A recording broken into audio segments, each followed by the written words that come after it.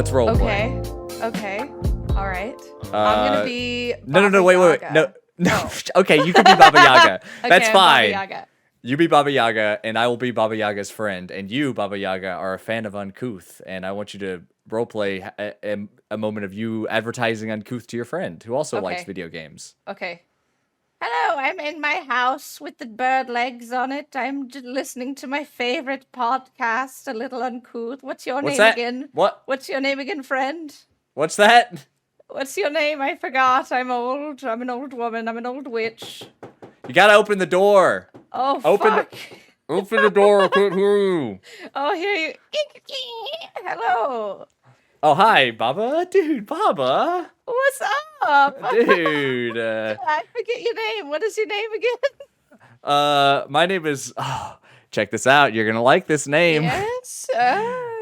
My name is Cryptozoologist. Hello, cryptozoologist, my dearest. It's more of a title, but... Most beloved friend. Oh, do you know what I've been doing lately? Knitting or something? No. Wait, yes, I listen in the background. Do you know what I listen to? Boston. The band? 70s. Smoking.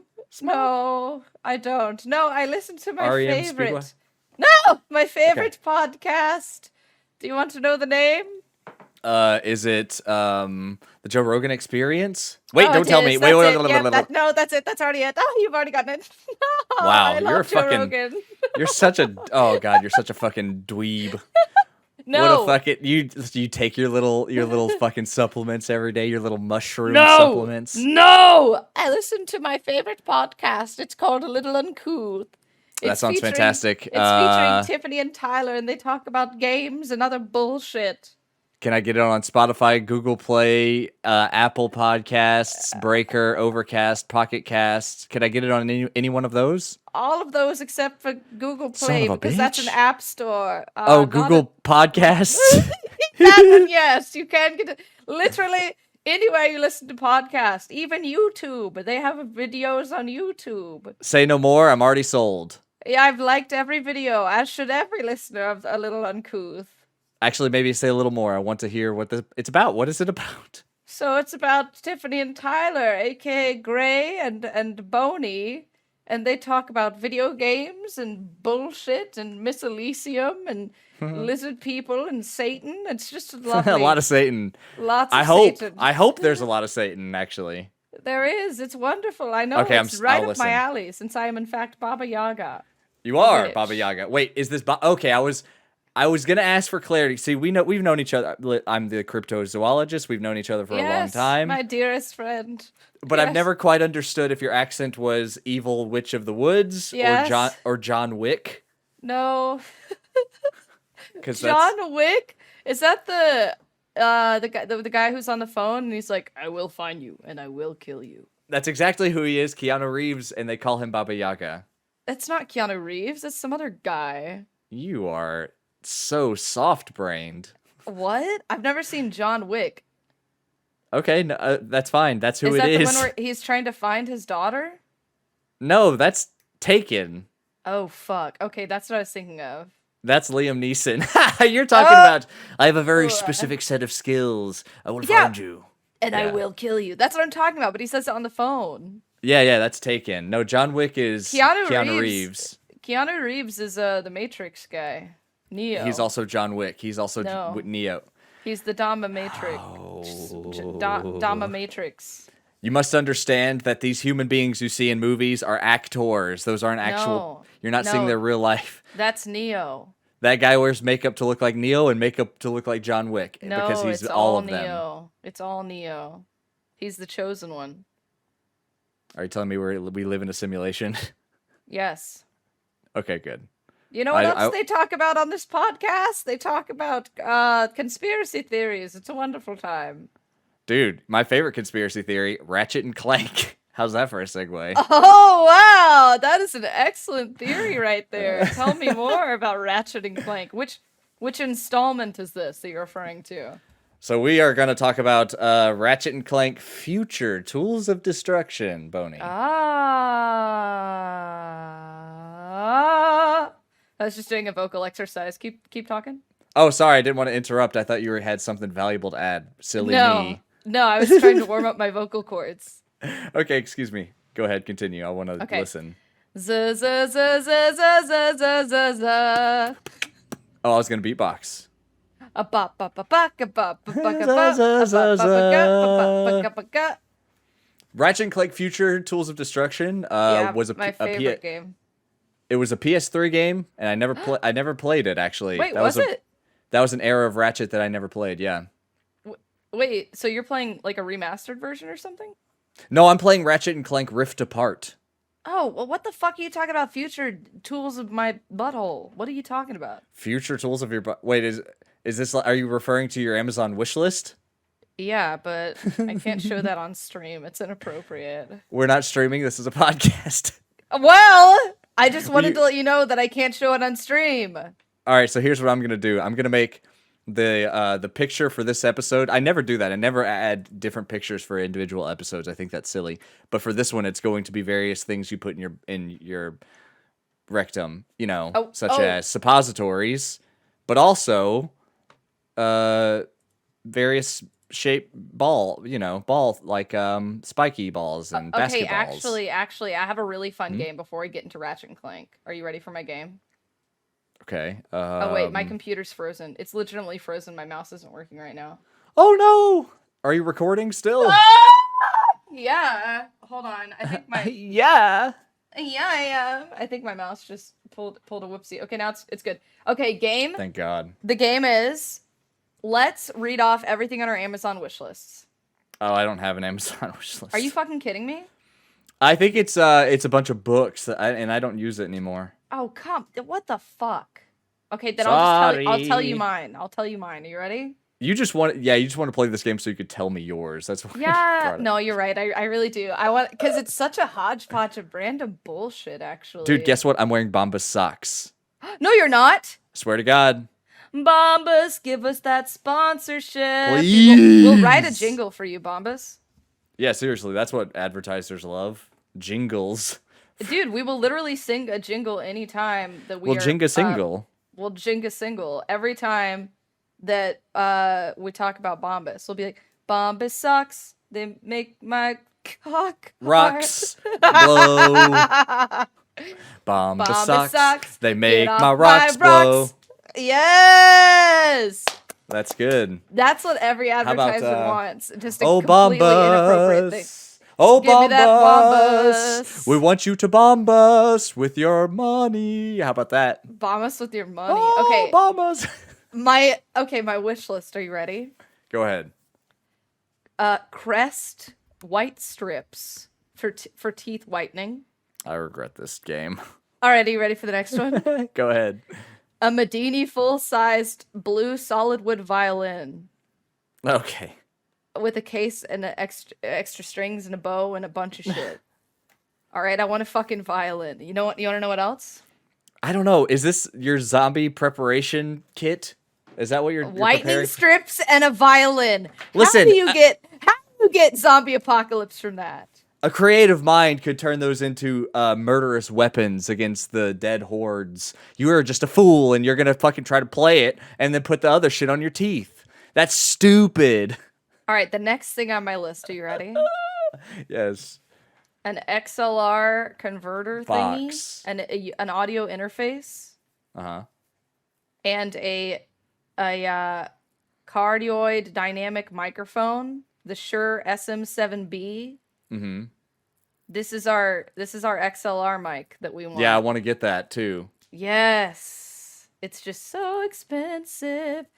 All right, Bombas next gotta thing. Bombas with that money so we can get a new mic. Dude, Bombas, seriously, please, if you get me this microphone, I will straight up put a Bombas sock on the microphone and have it in frame all the time. That's the pop filter? Yes. Dude, I swear socks, to fucking God, I'll do that. Socks make good pop filters. That's not a bad idea. Yeah, I know. It's great. It's a great marketing technique. I'm fucking brilliant. Bombas with your money. Come give us those sockos. All right, next thing on my list. A 6-foot anatomically correct skeleton with stand. Oh, okay. Wow, that's kind of narcissistic of you. Why? That's like getting a fat head. That's like if fucking who's Dwayne if the Rock got a fat head of himself and stuck it on his wall and said No, perfect. no, it's not. I just appreciate the human anatomy. That's it. Next. Dude, have you ever seen an entire nervous system? Yes. That'll freak you the fuck out, dude. I have. It's weird to me. It is Why? odd to look at. Because it's so spindly and otherworldly and it's shaped like a human. It's weird. It's beautiful. It's just like it looks like a glitch. It's just a bunch of intertwining wires and little things. It's interesting. I know. I have an unbelievable respect for that image, but it like unnerves me in a weird way. I mean, know. it is kind of it. weird. It reminds me of that music video with the spaghetti man. Yes. Oh, the Weird Fishes music video? Yeah. That's so funny. Dude, that video is scary. That's it's a nervous so system. fucking unnerving. Yeah. All right, next thing on my list. I've got 2 more things. Are you ready? Ramen? Yes, actually. Normally I do have ramen all over this fucking list. Damn But it. not today. Not today. Aw. That was a really good... I swear to God, normally I do, but I've already... So close. I've already ordered my monthly supply of ramen, so it's no longer on the wish list Fuck, I right should have now. done this last episode. I know! Okay, I just punched my mic. I'm so sorry. Are you okay? Smart. Jesus Christ. Okay, my next thing is a like a camping supply storage strap, so you can like hang it from tree to tree and use a bunch of like carabiners to hang your supplies on it. Oh, nice. Okay, for like Doritos and the No. scalps of your enemies. No, like a lamp, like a lantern, like bags, like your backpack, your sleeping bag, Cool. like your Skin solar bags. panels. You can hang them. You're kind of a skin bag. Dude, I'm not a skin bag. I'm a skeleton. I'm a bone bag. Dude, my daughter the other day, she said we were talking about blood and bones or something, just anatomy stuff that you talk about with toddlers. Yes. And I like messed with her. I said something like that, like, you're a muscle or whatever. And she's like, no, I'm not. And I was like, what are you made out of? And she said, skin. And then I just imagined a cross section of a human, and it's just skin. Skin. It's just fucking just pure like subdermal tissue. Just gigantic, thick skin all the way through. That's fucking disgusting. We would be Gumby people. Ooh, flippity floppers. That is so gross. Finally, the last item on my list is a dash cam / like rear cam, like backup cam. It's a camera system for your vehicle. Good. Nice.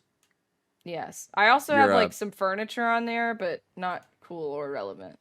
You're a dangerous driver. It'd be smart to get bumpers also. I'm not. It's just smart to have. I'm just saying like some inflatable like rings around your cars also. No.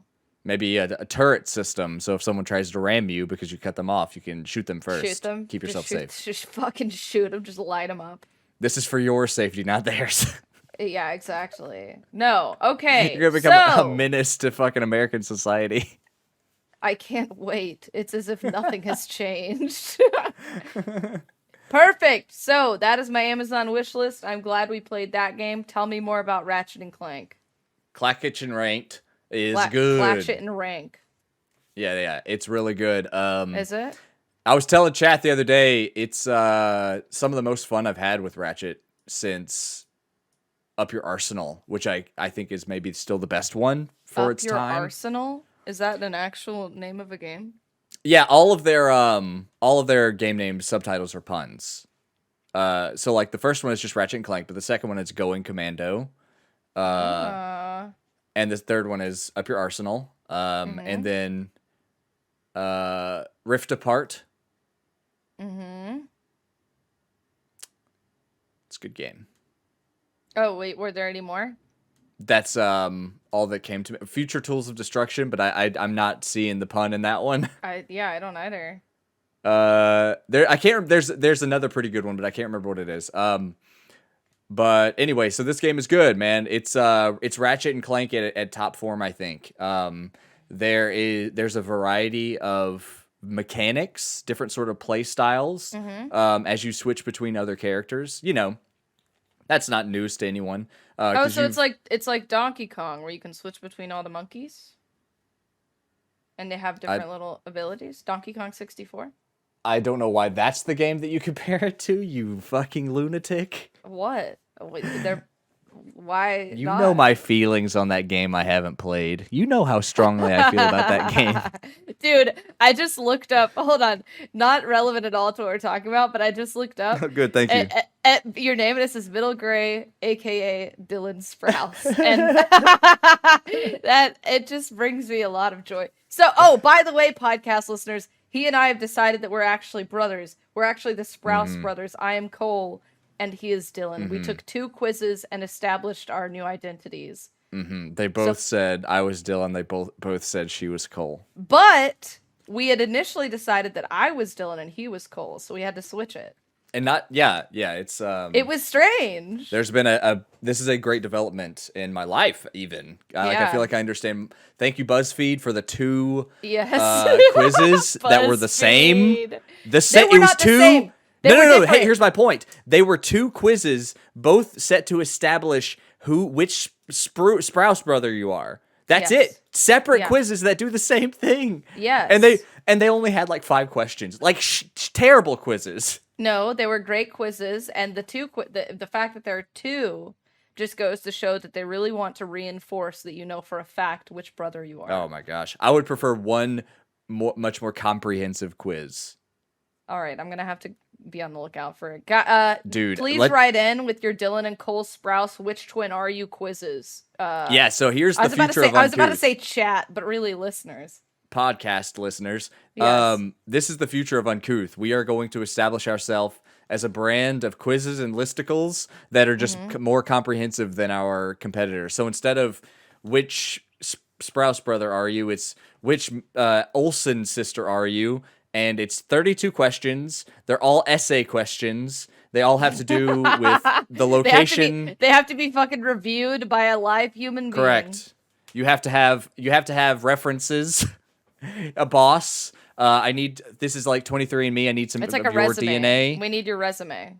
Correct. This is the future of Uncouth. There's going to be a Mary Kate and Ashley one, and also Tia and Tamara one. Yeah, we're writing them both. They're in the works. That's pretty good. And maybe there'll even be one for the Lindsay Lohan one where they just did her twice, but it's like, hey, which Lindsay Lohan are you in this one movie? But it's just both Lindsay Lohans. Yeah, but one's British and the other one's not. Yeah. It's literally the same girl, but she plays twins for some reason in that movie. Why wouldn't they just hire twins? You want to talk about fucking discrepancies in Hollywood? Now Hollywood isn't fucking hiring for the right fucking role or whatever. Twins? They should have gotten twins there. Yeah, there are a lot of twins that could have used the work, man. They agree. fucking put fucking freckled faced young Lindsay Lohan in that role. Bitch, I hate her. What a shame, dude. It's fucking disgusting. That could have gone to Tia and Tamara. Tia and Tamara. Maori, yeah. The Maori sisters. Yeah, dude. Okay, so funny thing, my sister and I, anytime we see each other, we sing the theme song for that show. Tia and Tamara, that song. No, but actually, sisters. you almost got the like cadence right. Oh, I know how that goes. I know how it goes. Sister. Yeah. Sister. I got my own mind. I think this is called digital blackface. You're gonna go to prison for this. It's a song. It's the theme song for the show. Those are the sounds of the riders on chariots coming to take you to prison. Oh my god! What the fuck? No! I wanted to sing. Yeah, Sister was an all right show, man. Oh, I thought it was really good. I know. I'm saying, yeah, it was a good show. Dude, also That's So Raven was really good. Whatever happened to her? Whatever happened to Raven? Isn't she on The View? The what? The View? Hold on. Dude, The View. I don't know what that is. It's that show with the fucking shrieking women that are all like way past any sort of relevancy, and they just yell at each other because one's a fucking conservative and, one's an old bitch and one's fucking Ozzy Osbourne's daughter or whatever the fuck. I've never heard that in my life. You've never heard of The View. Oh, no, but she was on The Masked Singer. Wait, was she not on The View? I'm looking at her Wikipedia Raven. right now, Raven and I don't Simone, see that's her name. Simone. The Yeah. View. Oh shit! Yeah, yeah. She was. Yeah, The View on a permanent basis after she guest hosted multiple times earlier in the year. Oh, I thought okay, she was a guest. I thought she was like a new part. But No, they I just mean it. she's on there permanently now. Apparently. Oh, okay, cool. Wow, she has a variety of looks. Holy shit! I went to Google Images, the View, Raven Simone, and she has a lot of looks. Really? It's like a character customizer in an RPG. She just randomizes it every day. Oh my god! Stop. Do you see what I'm saying? No, let me look. Dude, Raven? please. It's crazy. She looks like a different person every day. I'm not criticizing. I'm impressed. What? That is she. She looks the same in all these pictures. Dude, she has different hair every time in makeup and all that different. I mean, the only thing that really changes is her hair. And her makeup. Is this her? Oh wow, dude, the shaved sides are really working for her. She looks really good in this picture. Yeah. That's what I'm saying. Like, she has an undercut in one, and another one she has long shit. Like, she just has a ton of looks. I don't know. She looks great, dude. 35, She does fucking. look good. Is she That's so 35? Raven. Yeah, Google just told me. Damn, what a beautiful soul. I don't know. I really don't know anything about her, except for that she was on That So Raven and that she's on The View, I guess is what I know about her. Did you know she was 5'2"? She's 5'2". She was until she got implants. And then she got taller. No, she's 5'2". That's pretty crazy, huh? She got shin plants. Shin plants. Did you know she was also on the Cosby Show? Yes, I did. Oh fuck, I forgot about that. Forget about that one? Yeah. Dude, I bet they People often forget about that one. I bet they bring that up on The View occasionally. What y'all think about that William Cosby, Raven? Oh, they all start Raven. laughing at her and fucking kicking her downstairs. Wait, why are they kicking her down the stairs? I don't know, just proximity to Bill Cosby is embarrassing. Oh, she didn't know. She was a child. I know, that's why it's funny. They're all mad at her. Oh, God. No. Oh, how dare you? Dude, oh my fucking God. I just looked at the weather. What? Oh, no, dude. I'm afraid. Yo, it's literally until next Saturday, like thunderstorms. Amazing timing. Couldn't be better. The timing couldn't be better. Fuck. Dude, that sucks so fucking bad. Dude, that fucking blows. Do you have a boat? Do you have a boat just in case it rains too hard? Will you come scoop me up? No, we're not. You're going to be hours away from me. Yeah, that's why you take the boat. I'll be there in 3 days. I'll see. It's a paddle boat. It's just like a fucking a tiny little engine. All right, Talia, come on, Kate, let's go. Yeah, like my parents live on the lake and they have a little paddle boat that I can just like Perfect. 2 people sit side by side and they kick and they. Please come rescue me I'm on the top of a casino. Help! I'm only 200 miles away. I'll paddle boat my way there. I'll fucking see you in a few days. You come there and I'm just drowned. Shit! We got here too late. Let's turn around, honey. Oh, you were trying to float away on some beignets. You thought they would float. Beignets? Yeah, I pumped them full of helium. I was No, hoping you're that they would like- float me away. No, you're like, these beignets are so light and airy. So light You bite and in them, they're like so a fluffy. cloud. I bet I could float on them. You try to make a boat out of beignets. I bet I could float and on you'd these die. bad boys, dude. Idiot. They would get soggy so quick. Immediately. Yeah, they would. Because you have to like dip your beignet in coffee. It's so good. Oh God, delicious. We can't talk about that. It's so good. Fuck. Oh my God, it's so good. Okay, so Ratchet and Clank.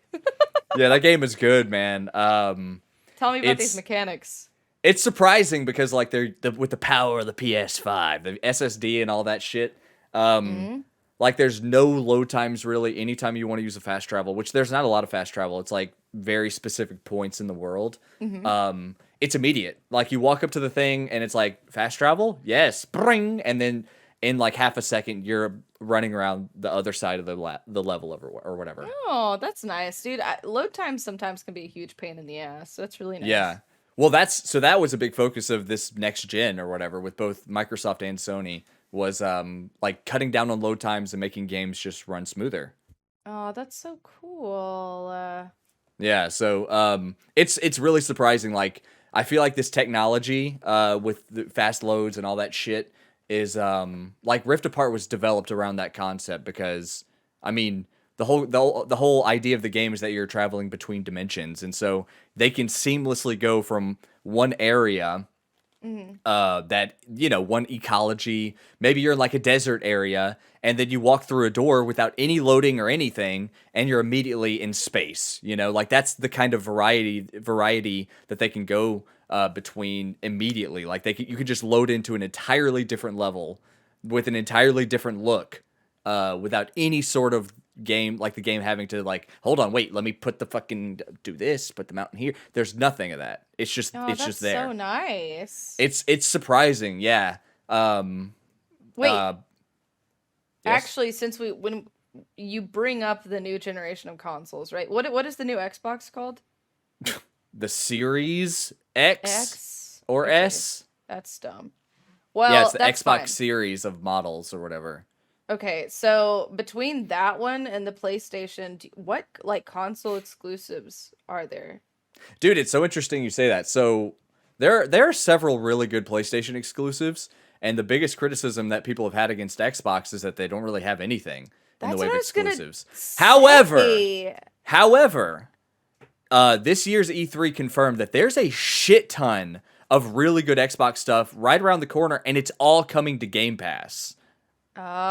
Maybe that's their big thing. Oh, dude, yeah. So that's Game Pass has been their like primary focus for a couple of years now. Oh, Um, wow.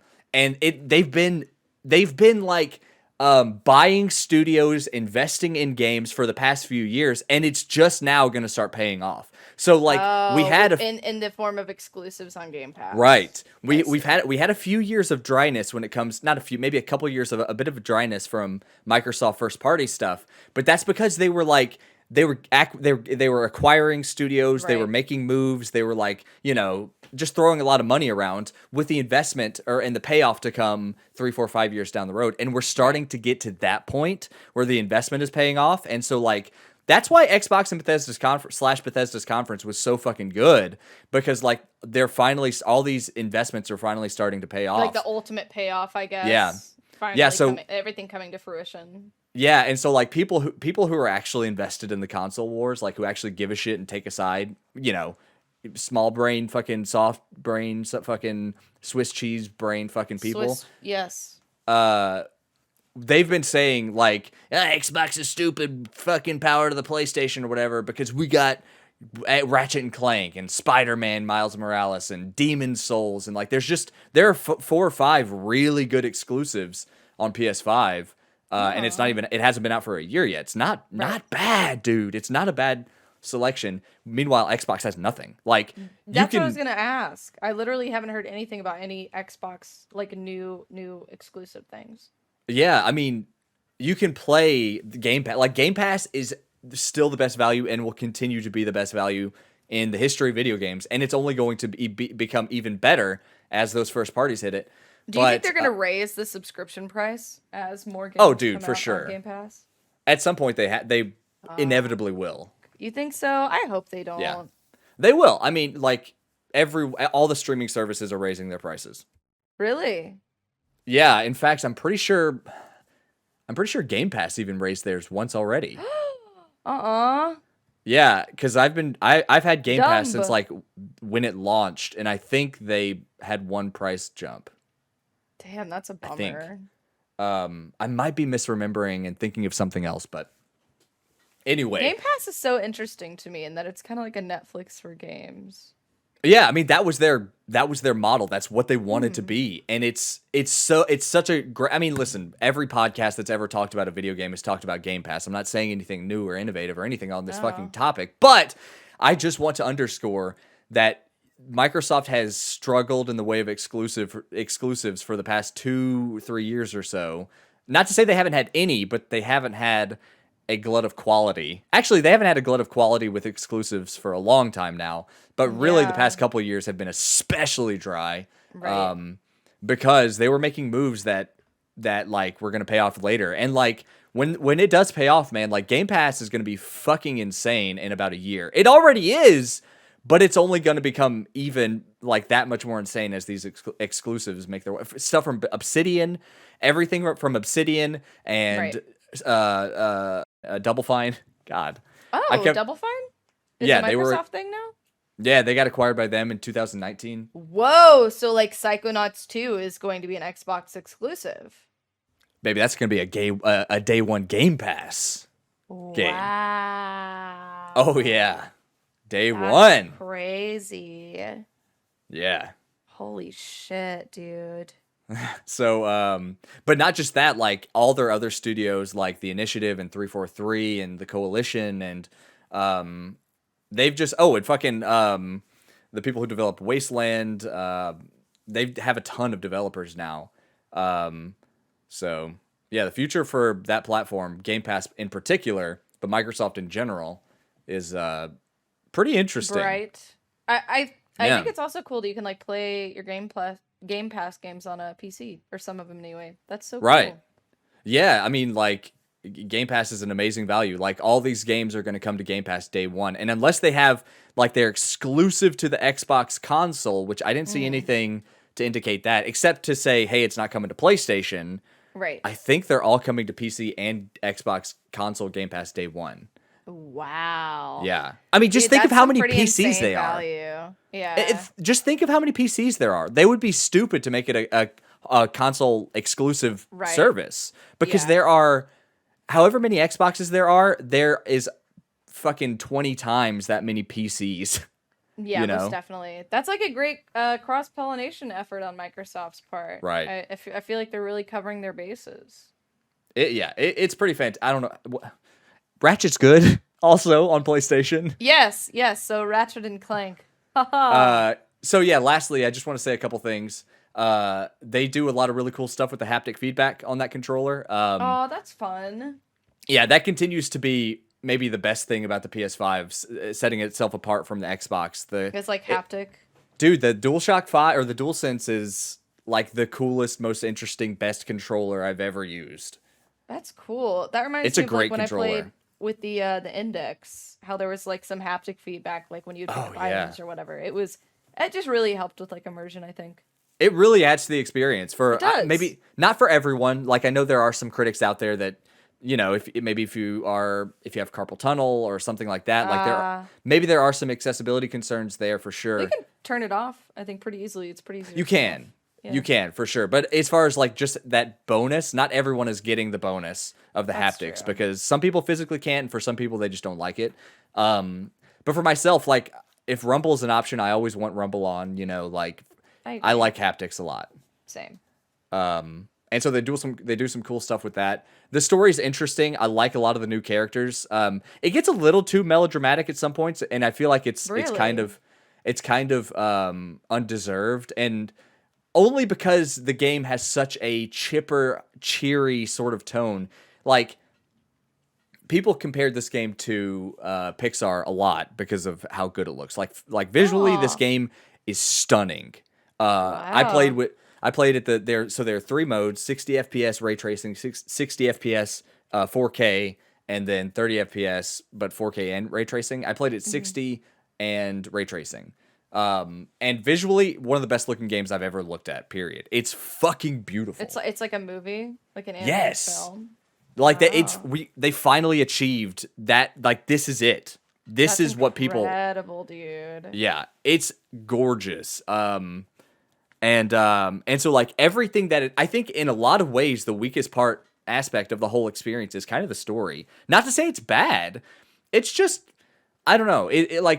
It's interesting, and I want to see what they have to do with the future of this franchise, Ratchet included.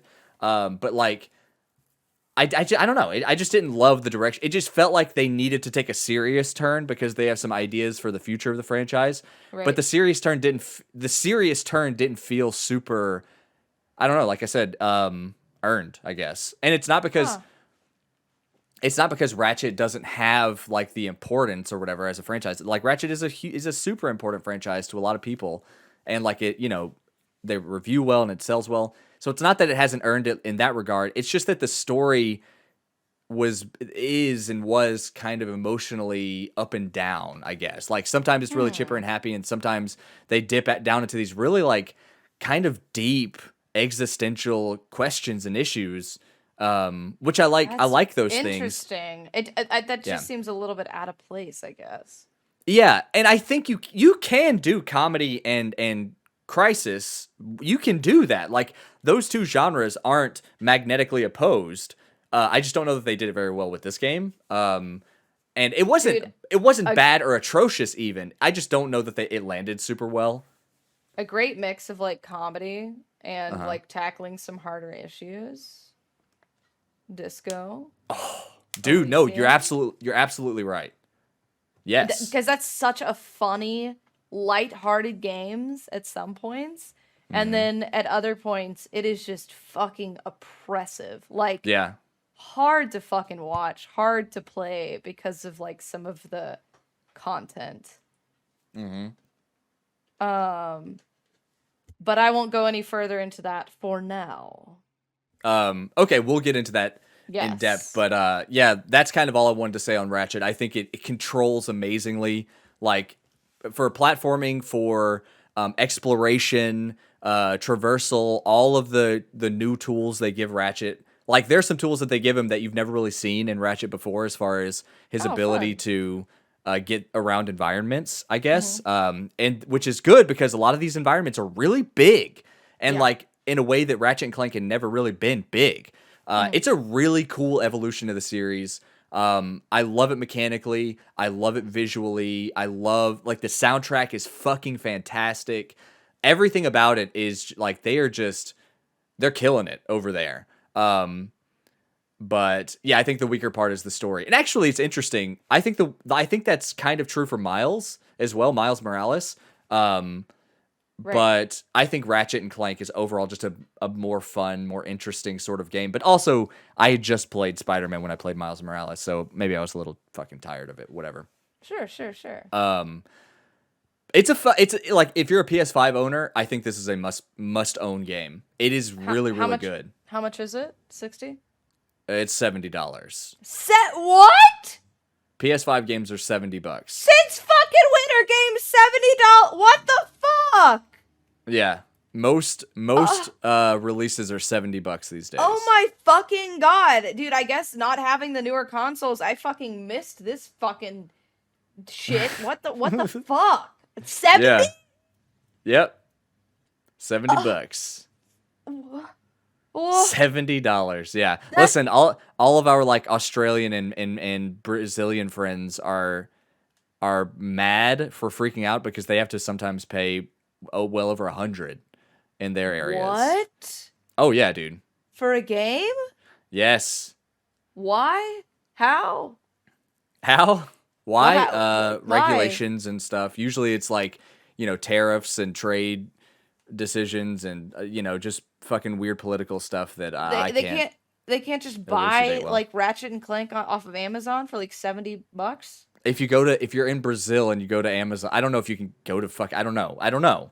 But if you're in Brazil and you go to Amazon and Ratchet and Clank listed there and whatever the currency is, it's going to be listed at whatever, $100 or whatever it is for them. I don't know what it is for them. I just know it's more expensive. I know their consoles are stupid. The consoles are prohibitively expensive. Way like many more times than we pay.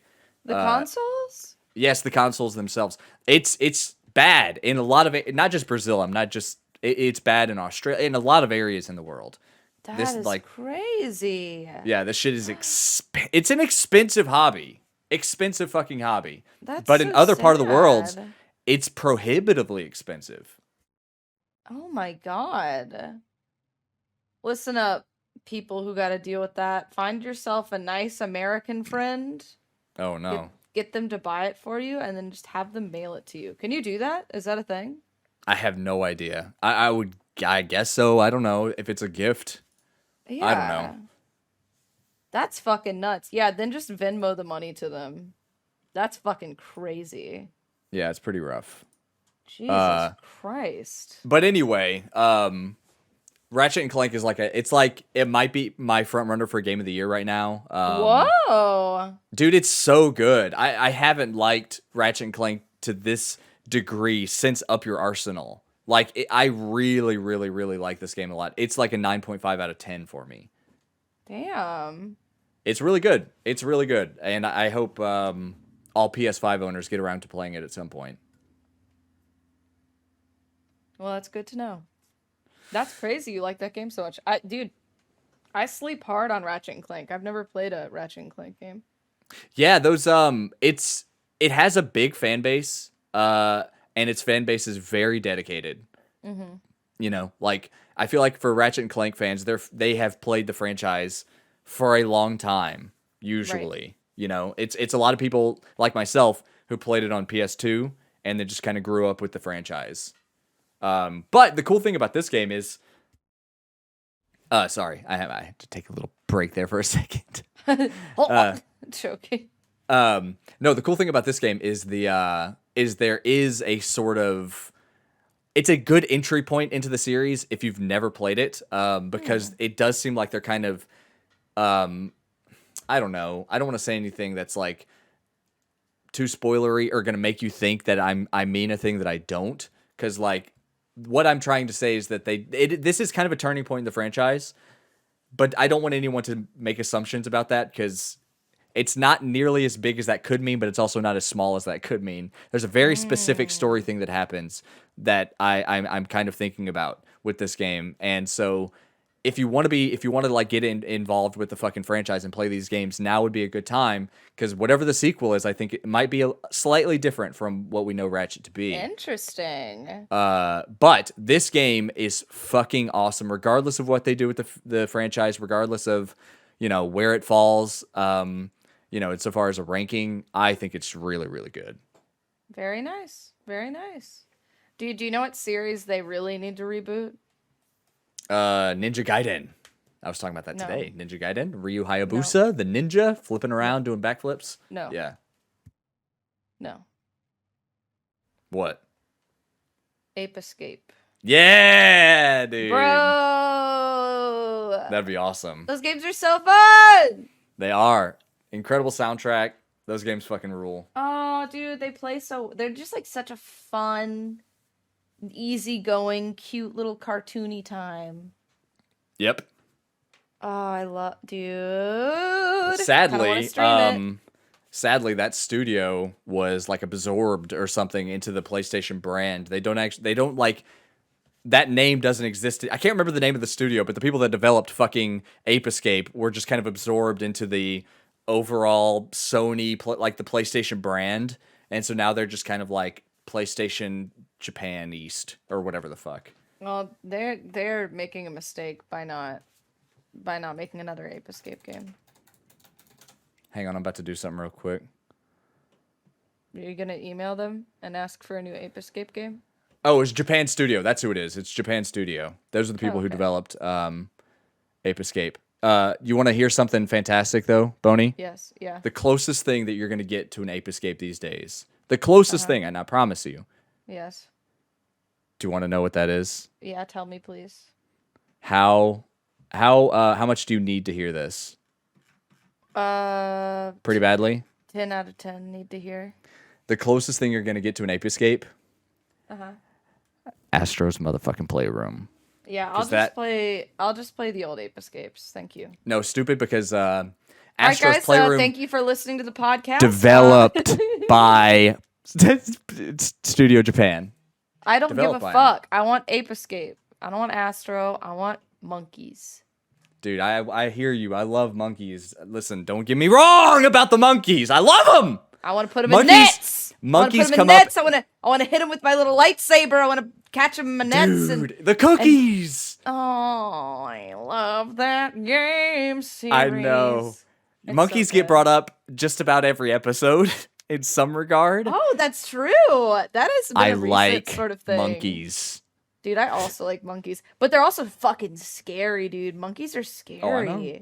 Fucking eating faces and stuff. But listen, we're getting off track. We're getting off topic. The point that I'm trying to make is you need to play fucking Astro. No, I don't want to play that. I don't have a PlayStation. Dude. Send I me yours know. and I'll play it. No, can't do that. But Right. maybe one day you'll play it. No, listen. In all seriousness, that's a great game. You would really like it. I don't have the money for a PlayStation. I'm not asking you to buy a PS5. I'm just saying at some point in the future, I'm sure you will get your hands on one. Play the fucking Astro. It's installed on it already. And you'll have fun. It's good. GPU. My GPU don't know what to do. My pee poo. So, we have Ratchet and Clanked. And now we're going to move on to a much better game. Much better. You're trying to trigger me. I like Disco Elysium better. Ratchet and Clank is fucking great, though. I wasn't even going to talk about Disco Elysium. Man, shut your ass up. What were you going to talk about? Some bullshit? I was going to talk about Sheep Raider.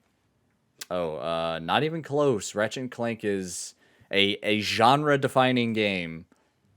No, Sheep Disco Raider Elysium. Disco Elysium. Yeah.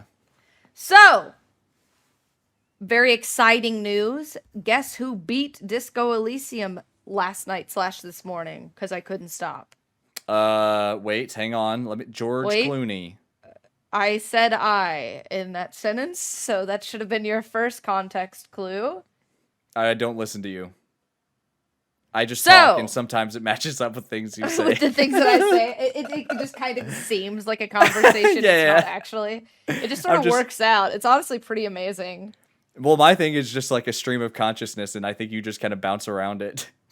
I do, yes. I just traverse your stream of consciousness and try and make it match together as much as I can.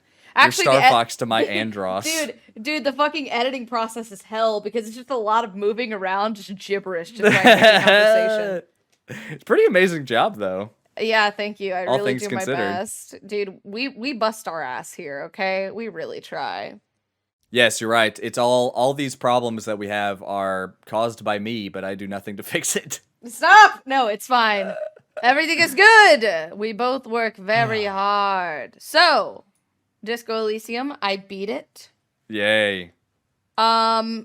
Listeners, from this point onward, we are going to be delving into some pretty hefty spoilers for Disco Elysium. Because I think this game deserves and merits a spoiler-filled discussion. So, if you have not played the game, please go play it now and come back in roughly 40 hours once you have finished the game and listen to this discussion. Yes, please. We'll get that nice second click, that second listen. Ooh, thank you, listener. Actually, yes, please do that, my friends, my dearest friends. Yeah, for logistics, please do that. Yes, for logistics and numbers, please do that. Also, rate and review and give share us a it with your like. friends, like Baba Yaga and Cryptozoologist Oh said. yeah, share with your friends. Dude, that grassroots shit is my jam. Wait, what? That grassroots movement is my jam, dude. I know. We're trying.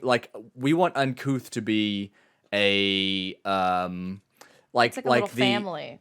Yeah, but like the sort of chaotic and seemingly random explosion of a star that's all very controlled. It's all very scientific and controlled. Yes. We want that to be Uncouth on Twitch. We just kind of like people on the outside are like, what the fuck is going on over there? But when they get there, like, oh, this is nice. Oh, wow, I like this. This is beautiful. Beautiful. Now I have a great tan. I have an excellent tan. Ah, my skin is burning. Help. Help me. Help, That's cancer. Okay. We'll be gentle with all you fine new listeners. Oh, we'll be gentle. We'll be very gentle. We'll caress you. We'll give you little kisses. It'll be wonderful. That's her responsibility. I actually just start stabbing feet. No, stop. Why feet? No. What? No, not stabbing. It was like a meat pulverizer. But I'm not pulverizing the feet. So they're like nice massages. You're giving foot massages. Yeah, like a nice. It's gonna your feet are gonna feel new. Oh wow! So yeah, I'm over here like giving you little kisses on your forehead, and you're like, oh yes, rubbing the soles of their feet. We've actually captured several cherubs, and we've given them big leaves. Oh, they're and then they're gonna fan you flying around. Grapes. Oh my god, dude, that'd be so cute. What if is this a cult? What is this? Is it a secret society? Yeah, it's a cult now. I'm pretty sure we've developed a cult at this point. All right, cool. Maybe we'll get that sick Kool-Aid brand deal. Oh shit! Shiftily looking around. No, okay. So really, actually, the spoilers begin now. Thank you for listening this far, but leave. Leave! If you don't want the game spoiled for you. If you do, please. Click off the podcast and click back on and listen again because it's still at that second click. Please. No, okay. Please, God, please help us. Please, we have families to feed. We're dying. We still don't have the Bombas sponsorship. Dude, we still don't have Bombas. So please tell your friends so we can get the Bombas. Please, somebody write Bombas, please. Bombas, Bombas. Everybody tweet Bombas, please. Please, Hashtag God. Bombas, bomb us. Ooh, bomb us with your love and affection, Bombas. Please, Bombas. Dude, here's the thing. They're like partly a charity organization. Is this gross? Oh, no.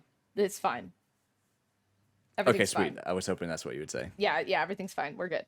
Okay, disco talk now. Yes. How did you feel? Do you want me to start, or do you want to start? Oh, man. Where do we go?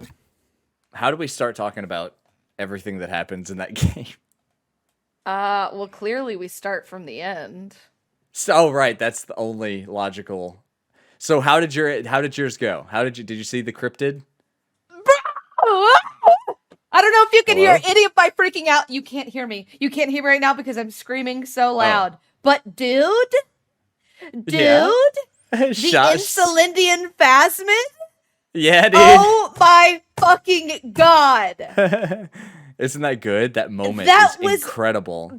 Best part of the fucking game. Dude, yes. It was crazy. It was amazing. That whole sequence was absolutely fucking incredible. It was so fucking magical and out of left fucking field and so fucking unexpected, but it made sense. It wasn't just some like bullshit, woohoo, like some M. Night Shyamalan, fucking here's our twist. Dude, it tied in so perfectly with the story if you had done the appropriate side quests. Right. No, go ahead. I was just going to say, if you hadn't been doing side quests and if you hadn't been paying attention to like conversations that sort of develop the mythology of the world, then I can definitely see how that would come out of left field. Because you talked to, what's her name? Karen, the boat lady? Huh? Oh, the boat lady? The one at the beginning, she's acting as the intermediary between the big corporation and the workers' union. Joyce, yes. So early on in the game, you get access to Joyce, and she can tell you, like, just about everything about the state of the world. She's not some things are fleshed out later, especially in the church area and talking to the ravers and stuff. Right. But as far as like the universe and sort of like the political leanings of certain areas of the world and all that. Well, that's explained throughout the game from just about everybody. It is, but what I'm saying about Joyce is that she's kind of a wealth of knowledge. She's one of the early characters that gives a lot of that information, and other instances flesh out a lot of what she just tells you from the beginning, which is a cool way to do that because she's given you a ton of information that you don't really know what to do with, and it's with these other experiences, other characters, and other missions. It reinforces everything. Exactly, and that's when things start to connect. It's like, oh, I learned about this 3 hours ago. Now it makes sense. Dude, it's all fleshed out. Kind of crazy story with everything. I never learned in depth about the Pale. Wait, at all in your playthrough? No. Oh, really? So at what point did you learn about the Pale? Because that's actually one of my favorite things about the game. I mean, I didn't. I still don't know what it is. Oh, really? Yeah, I don't know much of anything about it. I mean, dude, I did the mission where you climb up on top of the horse. Did you do that one? I think that went differently for me. What? Yeah, I've seen it though. I've seen like screenshots of that sequence, but I never watched it. Dude, so from my understanding, from like the little tidbits in regard to the Pale that I've gotten, the Pale is just sort of like this weird, like almost like Twilight Zone-y type shit, where like an alternate reality maybe or something. I'd never got an explanation as to what the Pale is. Okay, also, so I can also the ocean or some shit. I don't know. Please, yes, I can kind of. I'll do my best to explain it from what I. Okay, so the world is known as Elysium. Like that's where Elysium comes from in the title. That's the world they live on. Yes. From what I understand, it's flat. They live in a flat. It's a flat Earth. Oh.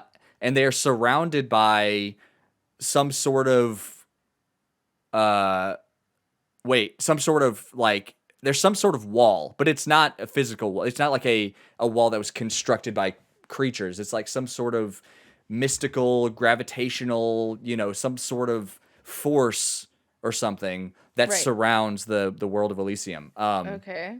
And so space travel and doing any sort of scientific discovery that extends outside of Elysium is really difficult because they're surrounded by this substance, this force or whatever. So like they haven't been able to unlock like space travel and all that, nor do they have a great way of traversing the Pale, which exists between all the land masses.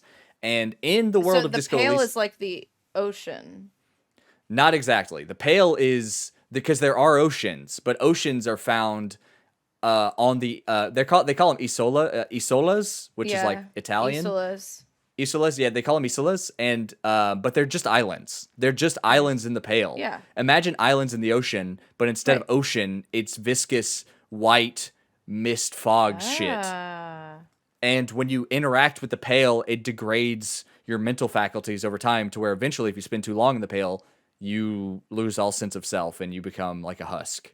Okay. And that's what's happening to the world. The Pale is expanding and it's encompassing physical space. And so the more time that you spend close to the Pale, similar to the guy on the island, what's they call it? The isolationist? What do they call the guy? The deserter. The deserter, yes. Or his name's like Joseph or something. Yes, the deserter. Similar to the deserter and the cryptid, he spent too long next to the cryptid, which implies some sort of mystical, in my mind, some sort of tether or some sort of connection to the Pale with this cryptid. Yeah, I think so. The cryptid yeah. talks about it. She says that she's poisonous. She has this sort of like mental degradation stuff. Where, Exactly. like, if you spend a long time in the cryptid's presence, she makes you forget that you saw her.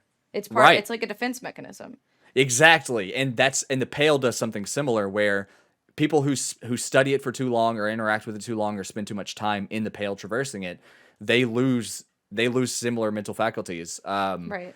And so like that is kind of the most important aspect of this entire fucking game, the Pale. That's what all of this is going back to. The world is ending. The world is being encompassed by this white fog that kills you slowly. But you eventually lose like function in your brain, It and just, I drives guess you insane, essentially.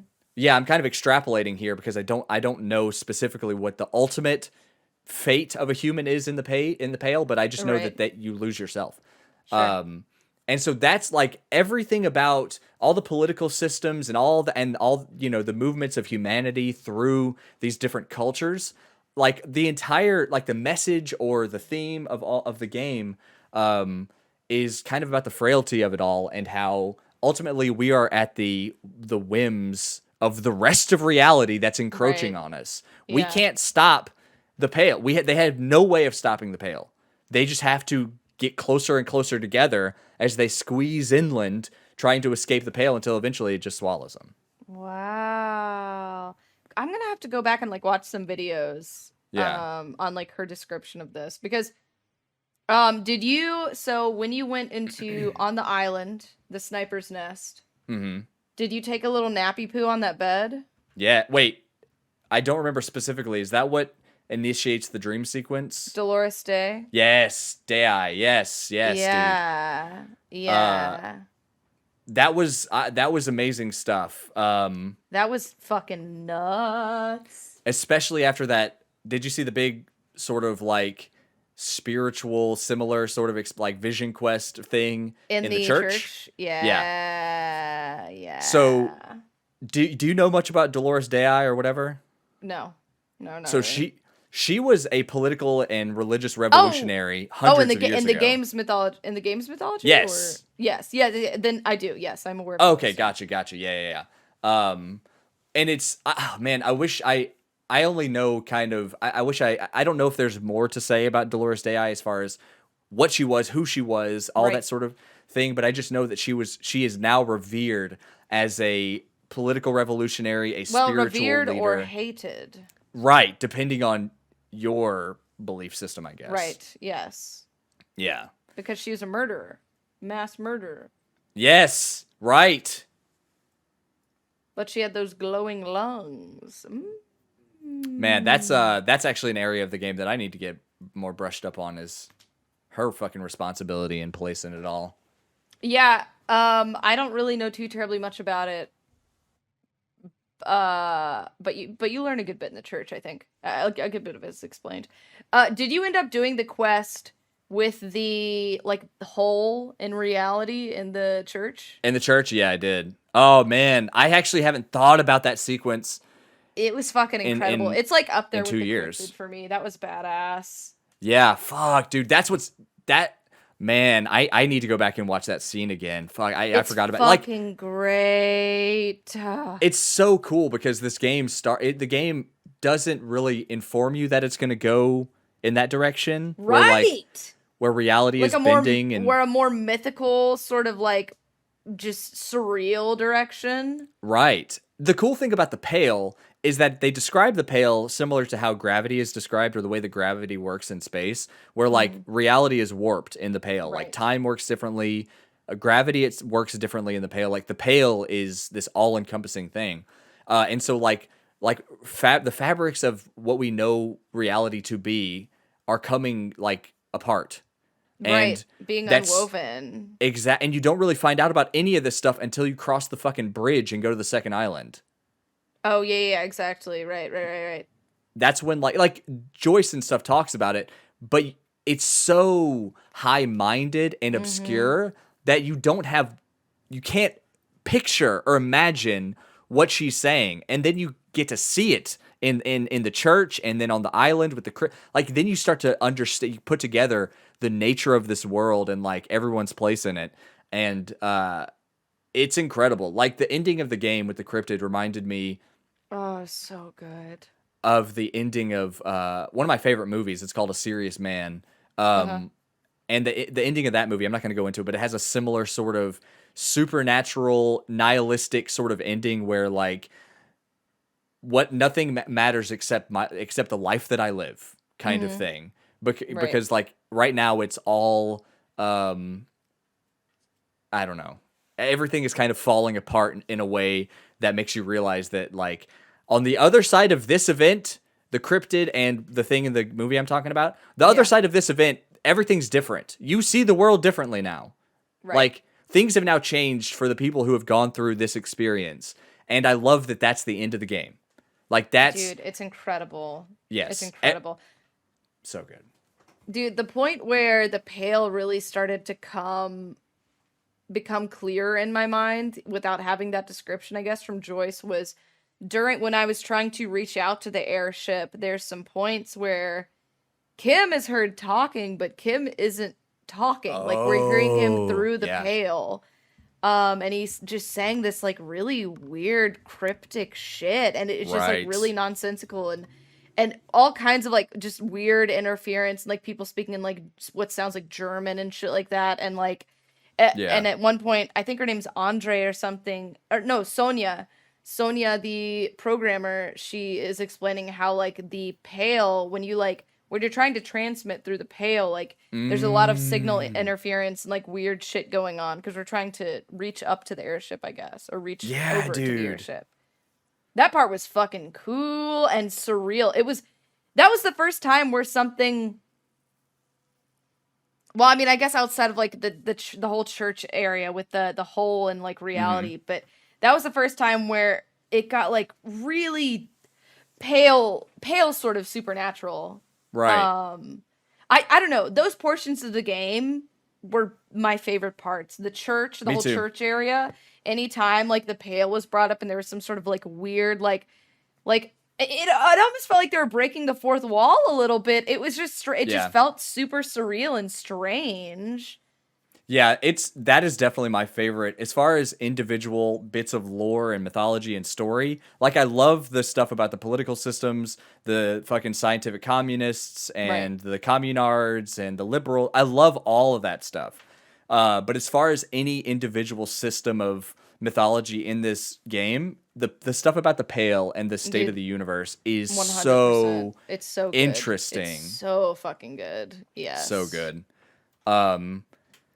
It reminds me, like, the way that they talk about the Pale reminds me, like I said, of the way that scientists talk about how gravity works at a cosmic scale. Not how Right. gravity works, insofar as, like, you drop the fucking Isaac Thing Newton and it thing, an fucking apple falls from a falls. tree.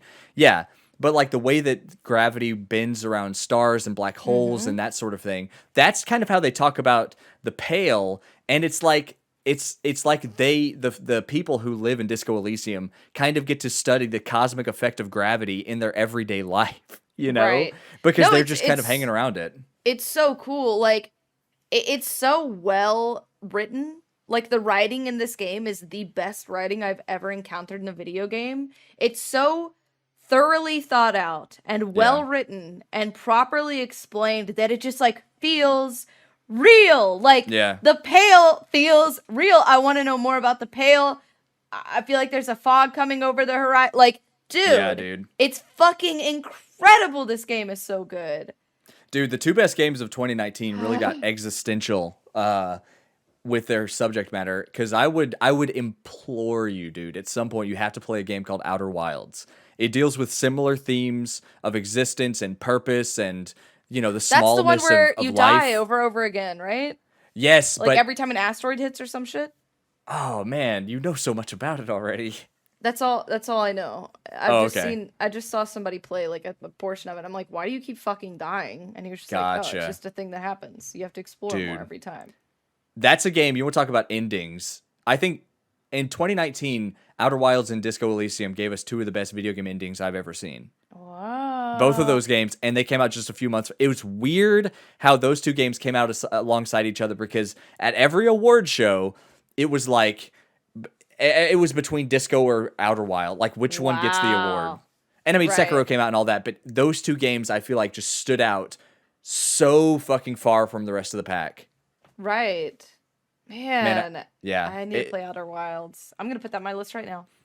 Dude, awesome. Like, I played Outer Wilds first because it came out first, and I didn't think it was possible that a game would come out and make that I liked more than that game until Disco came out.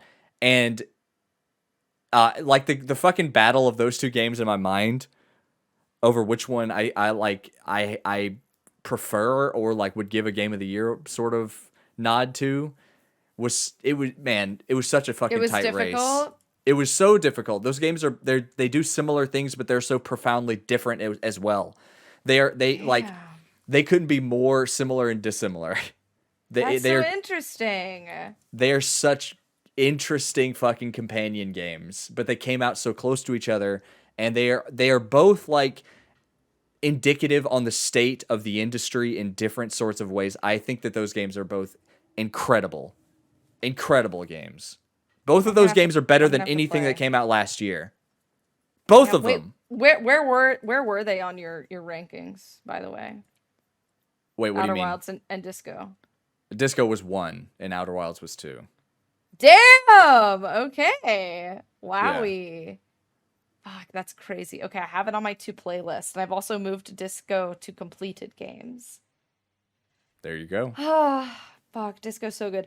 Okay, It's so good. And we haven't even talked about, like, we've talked so much about the high-minded fucking nature of the universe. We haven't even talked about interpersonal relationships, character development, anything like that. Yeah. Okay, wait, before we get to Kuno. that, I want to talk about, oh, dude. Oh my God. Okay, so before we get into that, I want to talk about the whole political system. Mm-hmm. I didn't really care. Really? I was really interested in it. Really? It was Yeah. just like whatever to me. They were like, I'm an ultra liberal. Well, I'm a moral intern. Well, I'm a blah blah blah. I'm a fucking part of the RCM. I'm part of the fucking People's Militia. And I was just like, dude, I don't give a fuck what you align with. Like, do you suck or do you not? I don't like. What's your deal? Are you an asshole? I thought the racial conflict was really interesting, and that there were like some like fucking blatantly racist, terrible fucking people. I thought that was interesting and extremely relevant, and like I feel like the writers handled it in a really good way to like showcase how pertinent and crazy racism is. Not only in this world, but also it kind of mirrors like the world that we live in today. I thought that was really interesting. I like that they sort of tackled that issue, but like when it came to like political points, I just kind of didn't care. Interesting. Yeah, I think that I paid closer attention the second time through when which I didn't finish my second playthrough, but I paid closer attention to that stuff because you get most of the political stuff, I think, in the first couple days, really. It's like they set up like the the sociological or cultural nature of the world in the first couple days where they talk about, like art and the political systems and the law and order, like the judicial system. That you get a lot of that stuff in the first couple days, and then the second couple days you get really the more interesting stuff about the Pale, I think. Well, that's true, but I will say, like, the political stuff was absolutely. I mean, it was throughout the entire game. I mean, the whole reason for you playing the game was because of the deserter, right? He was part of like. Well, like, it's the thing that the fucking what do they call the inciting incident, right? Was the guy who was a part of the mercenary troop who was hanged. Right outside of the Whirling in Rags, and that was a political. Yeah, you're right. It was a politically motivated thing, starting with the dock workers union going on strike. Like it, it all started from the sniper. The sniper I'm sorry. Shot the guy. Yeah, you're right. You're right. That was like a politically fueled action. Granted, it was also fueled partially by like jealousy, but the issue was he wasn't concerned about Klasia. He was concerned about the fact that like his quote unquote enemy with whatever political alignment this guy had was like enjoying himself, like he was a fucking child molester and like whatever else, and like he was in the comfort of like a woman and was like just strung out, like having a good time. Like dude was so overcome by like anger or whatever, the deserter, that he just like popped him in the head. Yeah, right. And but he deeply cared about what happened to Klasia. Oh, the dude? Yeah, that's the sense that I got. Like I don't feel like it was purely charged with political reasons. I think actually the political motivations go deeper than we're trying to. We need to give them more credit than we're allowing for, I guess is what I'm trying to say. Because yes, they were political motivations. The guy, it was a fucking whatever. I don't remember whatever mercenary shit political system those guys were a part of. The isolationist wasn't having, or the deserter wasn't having any part of that. But the thing about Klasia was that he viewed her as an example of society gone bad. Like she was a kind of scapegoat for what he thought the world had become. She was, some sort of like prostitute in the sex industry in some sort of way. She was doing drugs. Like she just lived very free, loose, however he would want to describe it. And so he tried to frame the murder on her. No, no, that is not the vibe I got at all. Absolutely really? Not. No, he was vying for her. He loved Klasia. No, I know. It was a love-hate thing. It was. I'm not saying it was purely out of hatred. I think that he had an interest in her, but in the same way that someone kills John Lennon because they love them so much, I think that it was the fucking cryptid messing with his brain. He hated the political system. That was gonna be my next point. Yes. He hated the political system the mercenary guy was a part of. He hated what he viewed society to be through Klasia, but he couldn't suppress the sexual desire and romantic urge he had for Klasia at the same time. That's the complex nature of human emotions, is that we can both love and desire something, but also despise the thing that it has become or lives in. Right. Or even represents. Or represents for you. Yeah. Exactly. He was disturbed deeply. Oh, yeah, and that's kind of going to be my next point, to get back onto the cryptid for a little bit. I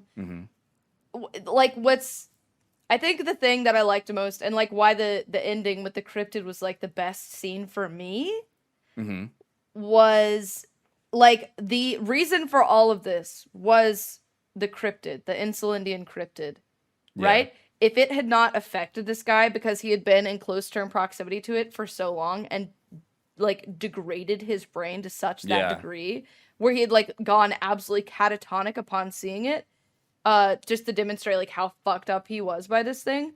He probably wouldn't have shot the dude. Like none of this would have happened without the cryptid. And that was so fucking crazy for me, because it was like on the island we're talking to the deserter Yosef or whatever, and it was just like, all right, this guy's the killer, like, good, like, we've got the motive, good, da-da-da-da. And then the cryptid shit happens, and it's like, well, really, in a way, the cryptid is kind of the cause for all of this. And it was just, dude, it was so good. It was so good. It was. It was so good. As the detective in this situation, I'm not asking like what you did specifically, but kind of like to put yourself in their world. How do you approach that when the guy killed the dude? He cold blood murder. It is what it is. He fucking killed the guy, right? Yes. It's an open and shut case. As far as most people would be concerned. And then you discover the cryptid. You discover the influence that the cryptid has. But then if you stop to think about it for just a minute, you realize that there is some sort of external impetus for a lot of the fucking things that people do, right? Yes. And so like blame obviously is placed on the deserter. Obviously, he did the thing. He pulled the fucking trigger. But in the same way of the cryptid just kind of being around, people are shaped negatively by their environment all the time, and they are coerced to do things that in under circumstances they wouldn't have done. You know, so there is this kind of like, in the same way that the humans are fearful of the entropic nature of the pail and how it's always moving inwards and it's never going to stop and they're going to die. In the same way that you can't stop that, you can't stop the sort of you can't choose the environment that you are developed in, that you were raised in, right? And so like so often people become something that they wouldn't have become under other circumstances. And so like we put the blame where it should be on the murderer, but we also realize that maybe we should allow for better circumstances not to create murders such as these again, right? Like, in this universe, can they figure out some sort of science to detect cryptids, not to eliminate them or kill them, but to maybe, say, hey, that's a cryptid zone. Don't go over there. People kind of lose it when they go to the cryptid zone. You know what I'm saying? Like, no, definitely. And so, like, in a similar way, for our reality, there's no such, well, as far as we can tell, there are no such things as cryptids, but we can look at the living situations, and this is how it connects back to the political system. This is my entire point. We can look at the way that people are brought up, the environment that they're in, and try to do better for future humans that are going to be raised around cryptids or whatever, and just try to prevent that for them, so that maybe we can bring humanity to a happier place as we all await our ultimate fucking demise. And that's kind of like that's the big circle take that I like. Everything kind of falls under that for me. Yeah, I would say in the way that you're perceiving the cryptid, it almost sort of like mirrors like a shitty socioeconomic situation for a person like in our reality, right? Like it's not necessarily somebody's fault that they fall into a bad situation or associate with bad people or like partake in bad actions, because like that may have been sort of the only feasible option for them given their situation. If anything, that's a really interesting sort of parallel. It's like a lot of the way that they present sort of morality and law and order and justice in this game. And if they do it cartoonishly because it is a game. They can't encompass the complexity of our reality in a 40-hour video game, right? But the cartoonish way that they did display it, if anything, I hope that it like kind of helps us understand the complexity of the way that people kind of develop over time, right? Like there are a million different takeaways you could take from this game, but I guess is one interesting point. Like the deserter had some horrendous beliefs, right? He had some very racist and sexist beliefs that he would share them with you if you fucking selected the right dialogue stuff on the island. He had some erroneous beliefs, but being around the cryptid made them so much more profound and real for him.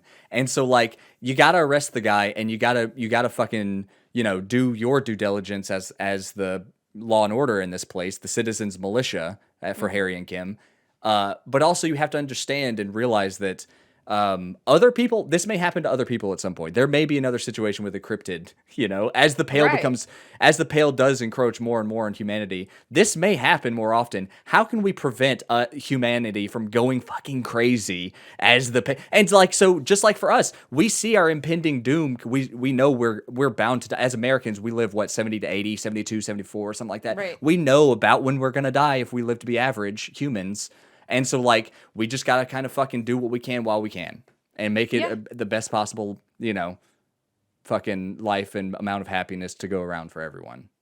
Definitely. No, I guess the way that I view the whole cryptid situation, I mean, from like a Harry position, right? Yeah. The guy is clearly mentally unwell, right? Mm-hmm. Whether that was evident prior to his exposure to the cryptid and only like exacerbated, or whatever the case may be, he's clearly just mentally fucked up. Also, I think he's got like colon or stomach cancer or some shit. He's shitting and spitting up blood. Yeah, dude.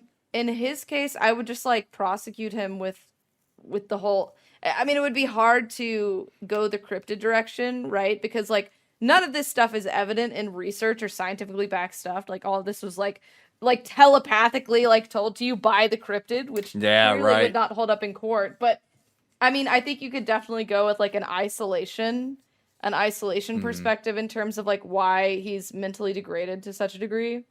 And then I mean, I would just, I guess, put him in a place where he can't hurt himself or anybody else and try and give him the best medical care or whatever that the case may be. Because you throw him in jail, like he's gonna die in like 2 days, right? Like, he doesn't have long. You can't do that. You just can't do that. He literally is not well enough mentally or physically. Yeah. So it's so interesting how in this universe, cryptozoology is a thing, right? And cryptozoology exists in our reality as well, or whatever. Like, it exists for us, but it exists as a kind of like fun fiction that people like, ooh, what about the Bigfoot? Do you think he's real? Like, no one that I know anyway, or no one that I take very seriously takes that stuff very seriously. Like, most people believe there is a very scientific sort of explanation for a lot of these mysterious happenings in our world. The Bigfoot, fucking Loch Ness Monster, whatever. So that's our equivalent of what they perceive as cryptozoology or whatever. It seems to be, for the people of Martinez, cryptozoology seems to be a little more serious than what we have in our world. Like, they still kind of view it as like, oh, universities don't really take us seriously or anything. But it does seem like they've kind of stepped a little further in the direction of like, no, some people take cryptozoology really seriously. And I listen, I'm not fucking oblivious to the fact that people do believe in the Bigfoot and like they have TV shows about it. But most people look at them as fucking crackpots, right? I would say it's the same in the game. I would say there's really no difference there. I think there are people who are devoted, like, as a science, to the discovery of these like sort of mystical, like urban legend sort of beings, and they're just as dedicated as fucking Lena and her husband, and then that fucking weird racist guy that didn't fucking talk to you, just as devoted to the pursuit of like that sort of knowledge. Right. But I think, and this is like demonstrated quite a bit with Kim, anytime he talks about like a cryptozoologist, and that like he's obviously extremely skeptical, right? I think it's about the same. I would say it's the same. I think that you probably just don't, you've never been put in a situation where you've encountered somebody who's like, yeah, Bigfoot's fucking real. Like, I've seen it. Like, I'm hunting, Well, it's hard to know in my own experiences, people that I've known that have said that and been sincere about it, though. And that's like, I never got any sense of irony from the cryptozoologist in his life. And even people who hunt them on TV shows, it's just a different form. They display their zoology. Like Lena and the cryptozoologist, or whatever the fucking people are called, they had a very scientific approach to it. The people that you see on TV that talk, they kind of just don't. It's just a different form of science, or whatever you want to call it, that they display in the game. But my original point, though, is that in their universe, they have a proximity to the Pale, something that we just don't really have to help prove cryptozoology in our world. Like, they have this force that they are trying to like study and understand, and that people know is just going to engulf them one day, very soon, because they can measure it growing. And so there's just kind of this obvious nature to the like, what are you trying to say? Like, they display reality's mysticism on a macro level. I guess is what I'm trying to say in this game. And in our reality, it's just more complex, right? Like everything in Disco Elysium is a version of our reality that's like shown at a cartoonish level, to kind of help explain complexity, I guess, right? To explain a complex concept, you make it non-complex. So that's kind of what they did here, I think. And so I feel like if my whole point is that I don't know how seriously cryptozoology could be taken after the incident with Harry and Kim, but I feel like as they continue to see the Pale envelop reality, they will someday be able to come to a point where most people agree that there is something happening. There is something very magical and different and unsettling about Martinet that isn't untrue about our world, though. Like, there are parallels to everything weird that they fucking do in Disco Elysium. But for us, because, our reality is the one that conditioned us, right? And it doesn't look weird to us. Space and all that shit doesn't look weird to us. But when Disco shows us a different version of what we know, it's like, that's weird. Very mystical and spiritual. Yeah. No, I would say that actually, like, the world of Elysium is a fucking excellent parallel to our world, and that they have these sort of like bizarre to us, right? Bizarre sort of things like the Pale, but they very matter-of-factly speak about it. While on this in the same way, we could be like stars, planets, we could talk about these things, and they'd be like, dude, what the fuck are you talking? Exactly. Like, what is that? Like, I think that. Yeah, I think the world of Elysium is a fucking excellent parallel. I think that they have like their different versions of these like quote unquote magical things, right? Because like really our world is incredibly magical. Like the inner workings of like how everything just comes together is fucking incredible. Dude, the fact that we are like breathing and talking and transmitting our voice over the fucking internet right now is fucking unreal, dude. Yeah. And like to us, some of these concepts seem super normal, while those in Elysium would be like, dude, what? Like, computer? Like, what? No, we have these, like, weird fucking crystal computer things. Right. Like, yeah, I don't know. Like, the only thing we know is radio. Like, what is internet? Like, we only have telephones. That's true. Isn't there technology based on just radio waves? Yep. Yeah. As far as I could tell. Like, over the air waves, I mean? Uh-huh. Yeah. Because there's no way for them to, like, run an internet cable. That's like right, we do through the under Pale. The sea. Yep. Yeah. And, at its nature, the Pale just degrades whatever shit goes through it, right? So it's literally, they're all sending it over the air. Which is why there's the interference through the Pale or whatever. Man, that is so... Yeah, you're absolutely right. I forgot about that little detail about how they send and receive info. That's like... The expansion of humanity in Martinet, even though their society is so highly developed, they struggle to communicate and have any sort of industry that goes outside of their own border because of the Pale. We don't really have a good parallel for that because we have sea and space, or not space, but sea and air travel, and we do it easily every single day. And communication is significantly easier too, right? So we're not all climbing on top of like horse statues trying to like make these antennas show up so that you can whatever right angle and talk to this airship. Yeah, like when we send fucking signals or whatever information through the air, it's just traveling through, oxygen and hydrogen and helium, all the different elements. It's not having to travel through this fucking viscous material. Reality bending fucking entity or whatever. And the only time we'll ever have to be concerned with that, Boney, goes back to my point that I made fucking forever ago. The only time we'll ever be concerned with that is if we unlock fucking interstellar travel and we have to send messages light years away. Then we have to worry about, is there a black hole between us? Then our message is going to get sucked into the fucking black hole. Yeah, you know what I'm saying? No, that's very interesting. Man, it's such a cool game, dude. I just love this game.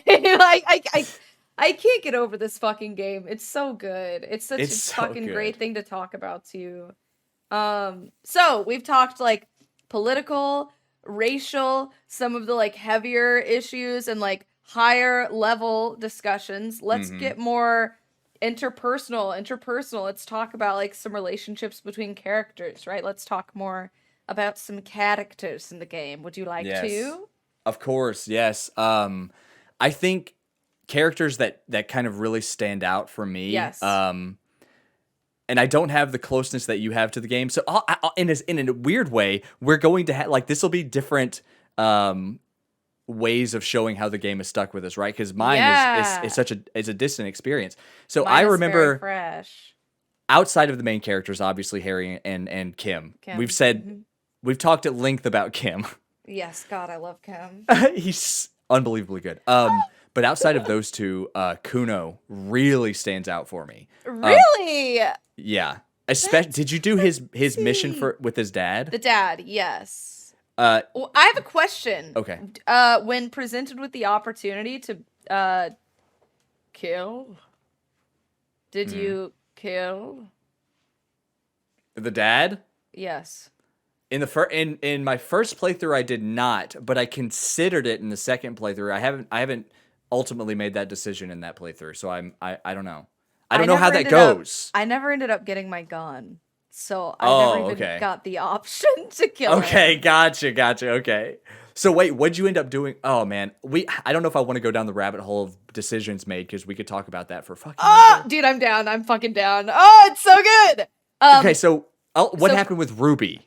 Right, I want to know what. So she ended up shooting her fucking self in the head. I couldn't stop her. Yeah. You didn't get her gun? I did get her gun, but after she shot herself in the fucking head. You didn't have any bullets?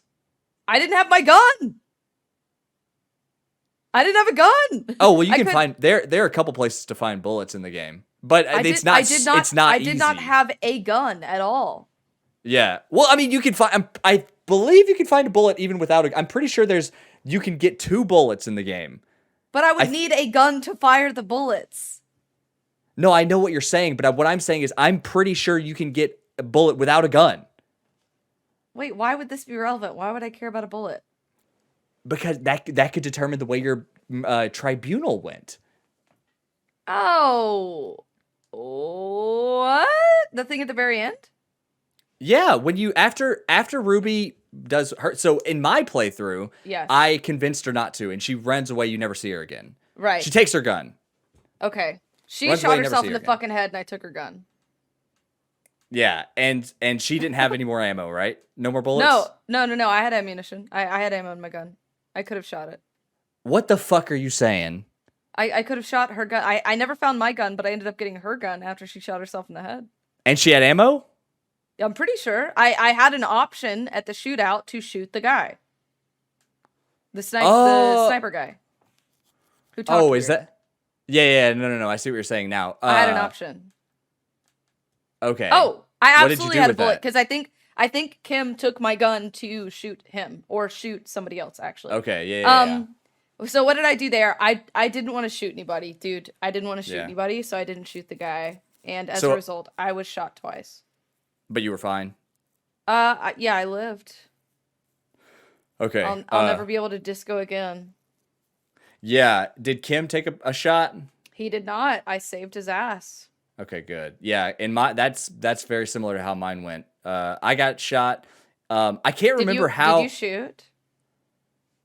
I don't think I did shoot. I remember. Didn't want to shoot anybody. Yeah, I tried to be diplomatic through it all, but I was hoping they wouldn't shoot. I was like really counting on them to not shoot. I was trying to talk everybody down. Yeah, I do kind of like that. I don't know if it's possible to have them not shoot. I don't know. I haven't looked at all the possible outcomes of this game, but I kind of like that. I kind of like that if it is possible, it's at least really difficult. Maybe not possible. Because it should be at least possible. I don't know, because I think that they're I don't know. I like the idea that these characters are dead set on having a shootout. They came to fucking spill blood and they're monsters, and so they're gonna do that. I kinda like that I like what that says about these characters, you know? They're I guess that's a good thing from a character standpoint, and that it's like a really great like display of their character, and they're strongly set in their morals and values, but I fucking just don't like them. I know. I like slight spoiler alert for Mass Effect 1. Yes. So if you haven't played Mass Effect 1, but you have played Disco, come back in roughly 1 minute. I can't. There aren't very many people who have played Disco and not Mass Effect 1. I can't possibly imagine. Well, right? Am I wrong? I imagine anybody at this point who's trying to avoid Mass Effect 1 spoilers is a stickler. Because, like, that game is so old. Yeah, probably. Well, anyway, I like that you can talk Saren down from his whole thing, and it works for Saren because he was conflicted. Saren was like, Saren's organic mind was like, no, we can't do this. This is bad. But then fucking Sovereign was like, no, I control you. We're gonna do it anyway. Saren does, if you have all the fucking charisma points, Saren shoots himself in the head, and he's like, that's, and I love that for Saren's character. I think that works so well to describe who that guy is. That he would rather take a bullet to the head than serve Sovereign any longer. But for these guys. These guys, I feel like, unlike Saren, these guys are sovereign. They are like, no, you're here to die. We're killing today. I kind of like that for these mercenaries. They are absolute, like, it helps reinforce that the deserter was killing a bad dude, but also he was murdering in cold blood. Yeah, I mean, at the end of the day, it was still murder. He's a vigilante. Yeah, you can't just fucking do that. Mm-hmm. Oh, man, so good. I don't know. I just feel bad. I didn't want the fucking Brady Bunch or whatever the fuck, the Hardy Boys, to die. Yeah. Because they were assholes to me, but I really kind of grew to love them. Like, they kind of grew on me. Yeah, dude. I really love all of the interchange between the Dock Workers Union and Wild Pines. Is that the corporation? Yeah, Wild Pines. Yeah. I love all the drama between those two companies and how they show Everart. Everart is the leader of the Dock Workers Union. Mr. But he is a piece of trash. He's trash. Dude, he fucking sucks. He's such a bitch. So He's terrible. a fucking toad, dude. He's such a little bitch. I hate him. And they write him to be that. They write him to be like this terrible fucking just shit person. He's miserable. He's like so cocky and just fucking terrible person. Such a piece of shit. So Everart is like, I know where your gun is. So I hope you find it. Yeah, He's like implying essentially that he took it, right? So at least for me, one of my options was I can go to the fishing village and get the net lady and then that old woman to sign this thing for him to essentially build like a school or some bullshit over there. Yes. Right. And with that, he was intending on driving them out with construction noise. Oh, fuck, dude. I forgot about that whole plot line. Yeah, dude. Yeah. I didn't get that far in my new playthrough. And so that is all old fucking. Right. Yeah. Yo, oh man. Yeah, Everart's trash. The thing that I wanted to say about that though, with Wild Pines and all that, is that Everart, even with the example that you provided, it shows just how much of a piece of shit this guy is. But at the same time, he and his if brother. you talk to the dock workers, like, what the hell do you do? The dock workers, they're just trying to make conditions better for themselves, and they have it bad. They have it really bad. And so, like, Wild Pines is fucking the dock workers. Everart is the only person who can defend the dock workers to Wild Pines. But he's not even doing that. He's not even doing that. He doesn't even care about the dock workers' best interest. No, he absolutely doesn't. It's about himself. He does. You're He absolutely and his right. brother. But for the dock workers, they look at Wild Pines and Everart is at least, even though he's for himself, it's like the lesser of two evils. Exactly. Type deal. Yeah. Exactly. And that is another point in which, like, we are reminded about the fucking the power discrepancy there is between the people who generate the income and the people who own and consume the income. Right. Yes. Yeah. That whole dude, I'm so glad you reminded me of the school thing. Yeah. That is such a good plot line. On the island with the deserter mentions that Everart and his brother Edgar both come to the island, give him blankets, like whatever. Oh, yes! And that they sort of like nudge and they're like, hey, by the way, this like dock worker foreman lady, you know, like she could probably die and nobody would be mad, you know? That is so why I forgot about that. Man. Yeah. So like the deserter said he wouldn't testify, but there was some pretty interesting gossip right there. It's so good, man. The way that they were able to fold in the existential concerns, crises, the political concerns, crisis, the the poverty of the people on in the fisherman's village or whatever. The how Martinet is shattered into a bunch of different districts that are like at war with each other, basically. And how they all make them make sense together. Like I would even say like the lot of Revachol is like pretty impoverished. Yeah, the whole this used to be the capital of the world. You are hanging out in what 200 years ago or some shit was the capital of human society, and now it is a dump. It is trashed. And like the way that they make all of those things make sense, the religious stuff, the spiritual, the mystical, the pale, the scientific, the political, how they all bring that together and tell a story within this universe is something that I've never seen in games. Not to this excellence. Oh, it's so fucking good. Okay, wait. So we were talking about like relationships and characters and stuff, and then we got off topic. So you said you really like Kuno. Yeah, Kuno. So I don't know if you know. Why Kuno? Well, I'm about to tell you. I don't know if you know, but if your relationship with Kuno develops in a positive direction, yes. At the Mercenary Tribunal, if Kim dies, Kuno is your partner. Kuno will join you as your partner. Yeah, I had one of my chatters tell me that because I was really worried that Kim was gonna die, and I was like, dude, if Kim's dead, I'm gonna be so fucking pissed. Like, what am I gonna do? I'm gonna be all alone. And they were like, actually, like if Kim dies, you get Kuno, and it's just like, not necessarily. What? I'm pretty sure you can fuck that up too. If you have a positive relationship with Kuno, yes. Yeah, and like the crazy thing is that Kuno's a good partner. He's not Kim Kitsuragi, obviously. Is he really?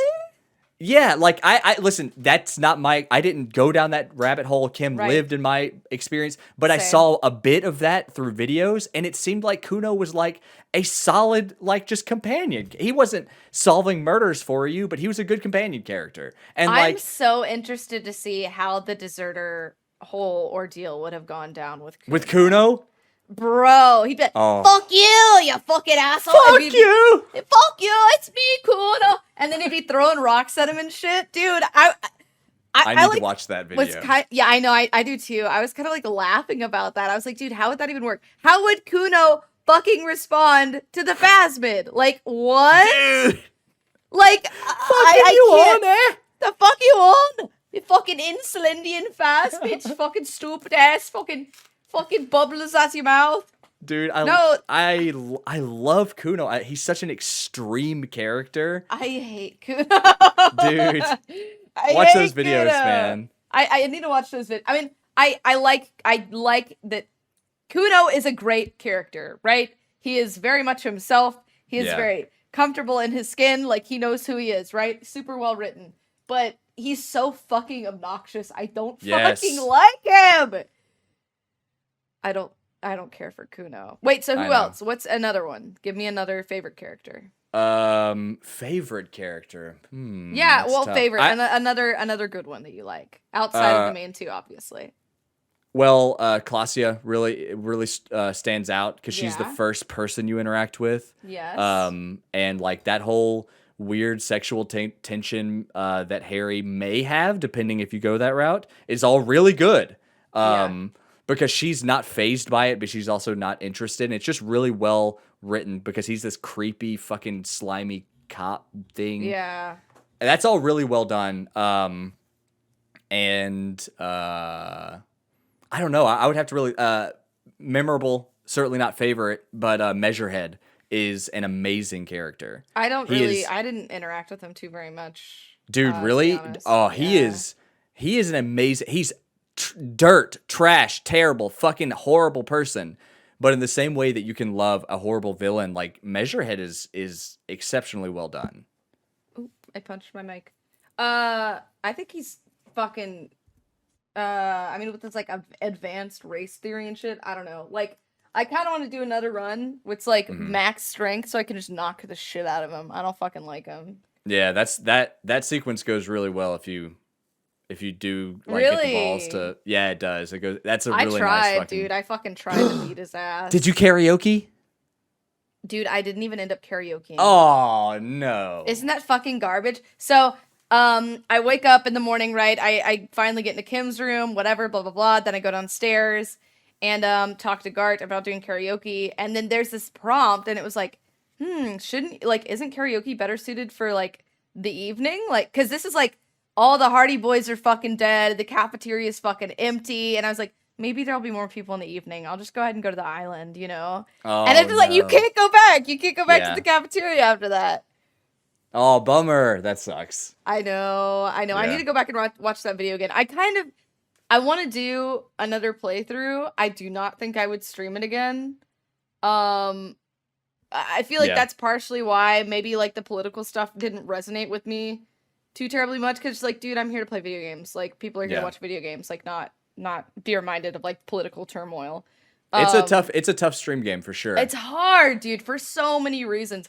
It's hard because like, dude, they're discussing race. They're discussing like fucking death. They're discussing like molestation and Yeah, dude. child beating and just like these really fucking heavy, fucking terrible topics. And I mean, that's one thing. Obviously, some of the content is a little intense. Secondly, like it's a fucking heavy narrative experience. Like, there's a lot of talking. You can't do much Yes. talking over it unless you're just sitting there with the music playing in the background while you're not playing the game, you know? Like it's a hard game to stream, but Yeah. it's so good. It's so Yeah. good. Definitely worth the experience. Yes. Yes. Like, So you people, said I would say no. It's okay. Hold that thought. I'm coming Yes. right back to it.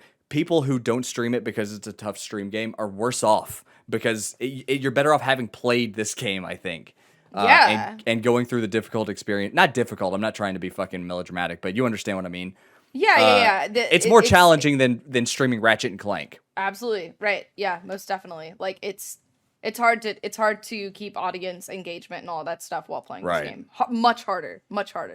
Yep. Well, Man, cool. So you like Kuno? I And sincerely like Kuno. I'm impressed and amazed at at what they were able to do with like characters like Measurehead and Claudia, even if I don't like them in the same way I like some of these other characters, especially not Measurehead, obviously. But they're so well written. Oh, the cryptozoologist's wife is great. Love I like her. Lena too. I really like Lena. She was really cute. She's fantastic. She's super nice, even when shit goes bad for her. Like, I know, but- she's still such a sweetie. yeah, she's unbelievably good natured. Such a sweetie. But yeah, Kim Kutsuragi, best character ever. Mhm. I love Terry only because I was playing him, so Mhm. I could shape my perception of him. But yeah, Kim is fucking excellent. I invited Kim to like come to the 42nd precinct with me, and he said yeah. So he's gonna come with me and be my partner forever. That's I'm so very nice, dude. excited. That I was the- know. Yeah, that's the ending I had too. Yeah, so they ended up not firing me, whatever else. They were super stoked that I did so many good things in the world. But Nice. yes, Disco, great fucking game. Everybody please go play it. Yeah, Please. amazing Play it video game. again. Because if you're listening at this point, you just heard all these spoilers, so you've probably already played it. But go play it again.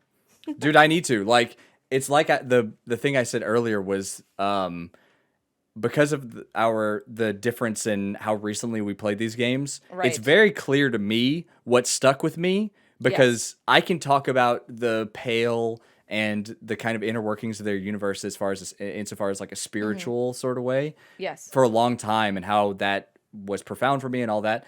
But like a lot of the individual plot points and especially the stuff surrounding what the mercenaries were up to, I guess, insofar as the stuff they don't show you, because the mercenaries were up Yes. to shit that you never see.